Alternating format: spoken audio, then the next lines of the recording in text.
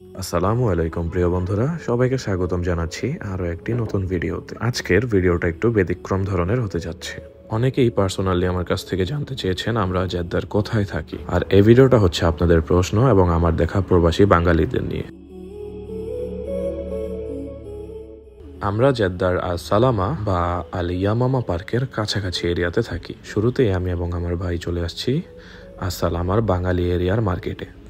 এখানে এসেছিলাম আমাদের নিত্য প্রয়োজনীয় কিছু বাজার সদাই করতে। আর এই মার্কেটটার সামনে আছে একটি পার্ক, আর এখানে দেখি অসংখ্য বাঙালি ভাইয়েরা সন্ধ্যার পরে একসাথে বসে আড্ডা দিচ্ছে। তারপরে আমরা হাঁটতে হাঁটতে চলে গেলাম সবজি বাজারের দিকে এবং সেখান থেকে কিছু সবজি নিয়ে আমাদের বাসার উদ্দেশ্যে রওনা হব। আর তারই মধ্যে একজনের কাছ থেকে জানতে পারলাম এই যে বাংলাদেশি ভাইয়েরা এখানে অবস্থান করছেন, বসে আছেন, এর মধ্যে অনেকেই অবৈধভাবে সৌদি আরবে আছেন। এমনকি কোনো একটা পুলিশের গাড়ি এদিকে আসলে ওনাদের একদম দৌড়াদৌড়ি ছোটাছুটি হয়ে যায় একসাথে।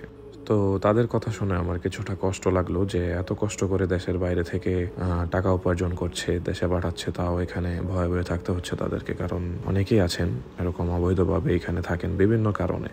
তারপরে আমরা হাঁটতে হাঁটতে চলে আসছি এই আল আমিন মিনি মার্কেটে। এখান থেকে আমরা প্রায় সবজি নিয়ে থাকি, আর এখানে সবজিগুলো একদমই আমাদের বাংলাদেশের মার্কেটে যেরকম সবজি পাওয়া যায় সেরকমই সব ধরনের সবজি পাওয়া যায় এখানে।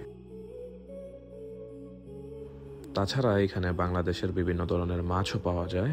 এগুলা ফ্রোজেন মাছ যদিও, আর বড় মাছগুলা দেখলাম যে ওনারা কেটে ছোট ছোট করে দেয়। কেউ যদি কাটাতে চায় মাছ, তাও কাটায় নিতে পারে এখান থেকেই।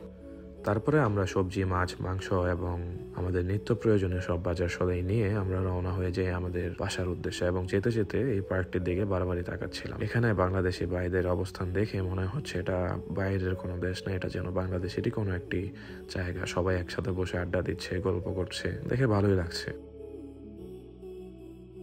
তারপরে সেখান থেকে খানিকটা হাঁটার পরে আমরা চলে আসলাম এই বাই বাই হোটেলের সামনে। আর এখান থেকে আমরা প্রায় হচ্ছে সন্ধ্যার নাস্তা নিয়ে যাই। এখানে দারুণ দারুণ মজাদার সন্ধ্যার নাস্তা পাওয়া যায়, একদম বাংলাদেশের মতোই। তারপরে এখান থেকে সোজা 5 মিনিট হাঁটার পরে চলে আসলাম এই দোকানের সামনে। আর দোকানের কর্নার থেকেই ওই যে দেখা যাচ্ছে আমাদের বিল্ডিংটা, আমরা ওই বিল্ডিংয়ে অবস্থান করছি।